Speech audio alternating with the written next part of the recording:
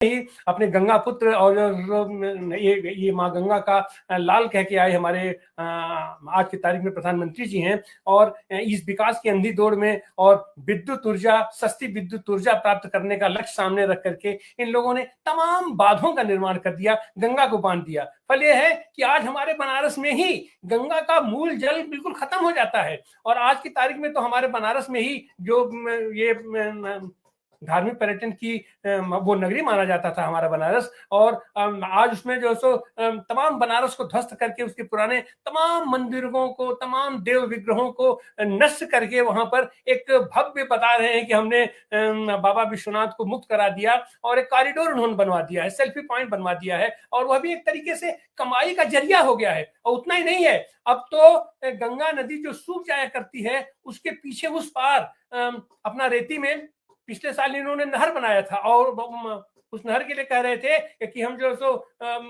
वो कलकत्ता से बड़े जहाज लाएंगे और अपने रामनगर में अपना ये पोर्ट बनवाए थे, और वहां तक हम अपने रामनगर पोर्ट पर लाएंगे उसको, और उसके लिए चूंकि गंगा सूख जा रही थी तो एक नहर बना रहे थे रेती में। कितना पैसा उस पर खर्च हुआ आज की तारीख में भी उसका कोई लेखा जोखा नहीं है। और जैसे बाढ़ आई वो बोरेत की नहर अपना ध्वस्त हो गई, टूट गई, और आज इस साल फिर उस पर अंधाधुंध ये राजकोष से पैसा खर्च करके टेंट सिटी बसाई गई है, और वहां की टेंट सिटी आधुनिक सुविधाओं से लैस। अब तो उसका 15 तारीख को उद्घाटन होने जा रहा है, और उसमें तमाम महंगे दामों पर कारपोरेट लोगों को उसका आमदनी करने का वो पूरा जरिया बन जा रही है। और वहां एक तरीके से लोग जाकर के पूरा का पूरा काशी वहां पर बसाने की, और बाहर से लोगों को आने का वहां आमंत्रण दे रहे हैं। और ये जो धार्मिक पर्यटन की जो इनकी परिकल्पना इस समय चल रही है, धार्मिक पर्यटन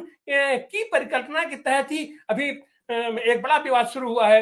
ये जैन धर्म का सम्मेद शिखर के उन लोगों को, जो जैनी लोग गुजरात में इनका पूरा आधार है, वोट और नोट दोनों देकर के गुजरात में इनको सत्तासीन किए और उसके बाद केंद्र में भी सत्तासीन किए, और वो जैनी लोग अडानी से लेकर के अमित शाह तक सत्ता में भी शीर्ष शिखर पर हैं। और फल ये हुआ कि वहां एक दबाव ऐसा बना कि वो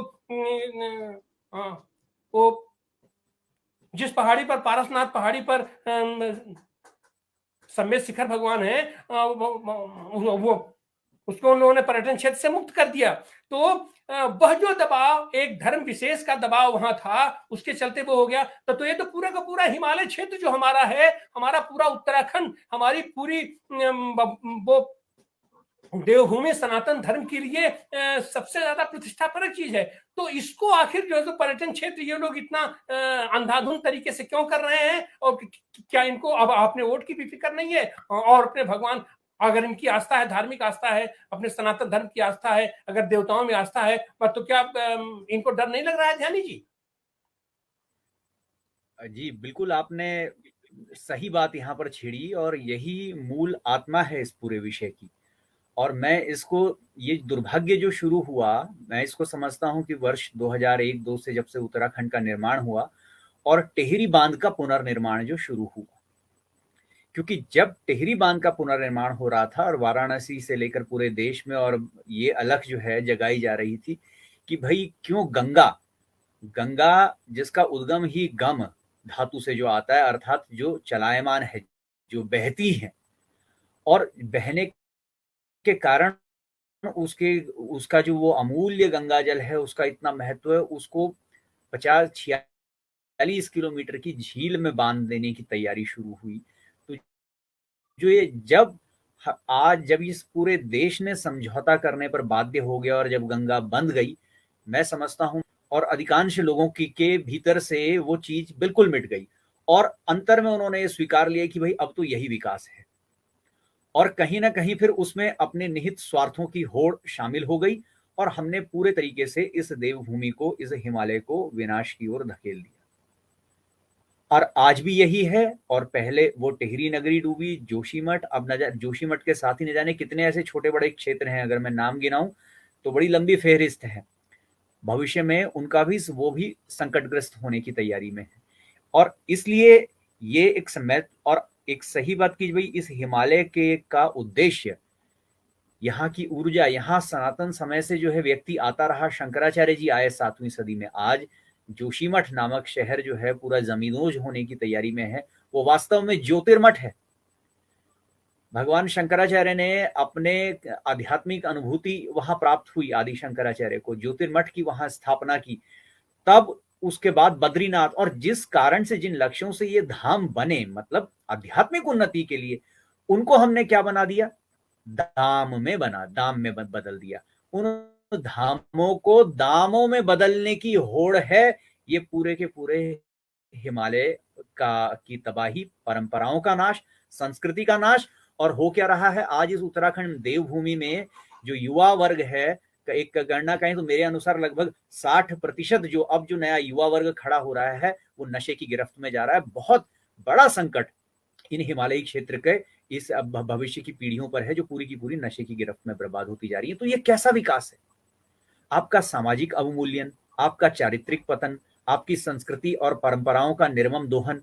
तो आखिर अगर हम ये बोलते हैं भाई हम तो बस केवल नाम के ही रह जाएंगे, अगर हम हिंदू होने की भी बात करते हैं या संस्कृति, केवल नाम मात्र के, हमने अपनी आत्माएं सब गंवा दी। तो यही बड़ी गंभीर बात है कि सरकारें ये ना देखें कि केवल मंदिर बना दें, इधर जो है रास्ते बना दें, बड़ी बड़ी पताकाएं गाड़ दें, लेकिन आत्मा में जो संजोए हुए मूल्य और संस्कार हैं वहां से हम विहीन कर रहे हैं।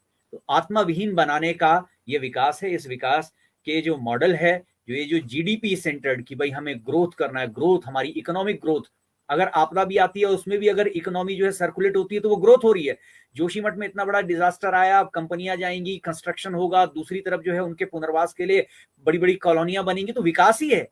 आज इस विकास की परिभाषा में ये आपदा जो है इस जीडीपी को बढ़ा रही है, विकास कर रही है।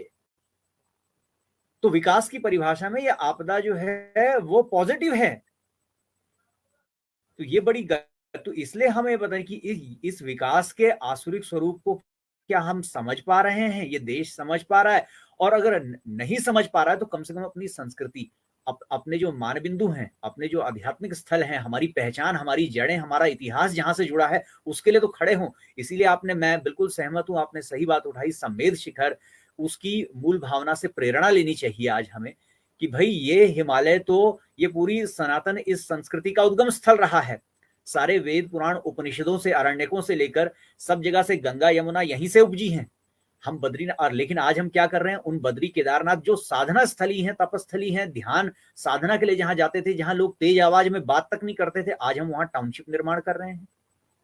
हमने बड़ी बड़ी टाउनशिप के मॉडल वहां पर बना दिए हैं, हेलीकॉप्टर टूरिज्म को बढ़ावा दे रहे हैं।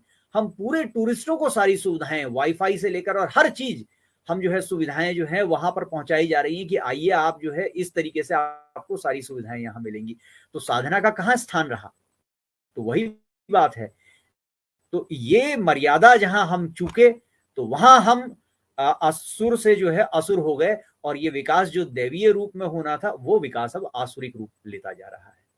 तो ये आसुरिक मॉडल है विकास का, ये आसुरिक चरित्र है विकास का, और सरकारों को इसको आइडेंटिफाई करना होगा, स्वीकारना होगा। और कम से कम मैं तो बड़े पीड़ित हृदय से और बड़े खिन्न मन से कह रहा हूं कि जोशीमठ, ज्योतिर्मठ, हमारा जो ऐतिहासिक नगरी, आज इसकी कुर्बानी हो रही है, ये कुर्बानी दे रहा है, इसकी बलि, ये अपनी बलि दे रहा है।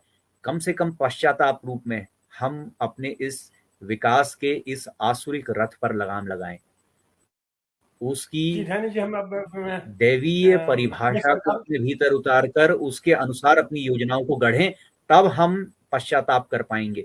इसलिए अब अगर हमें सुधारना है तो वो पश्चाताप होना चाहिए हमारा।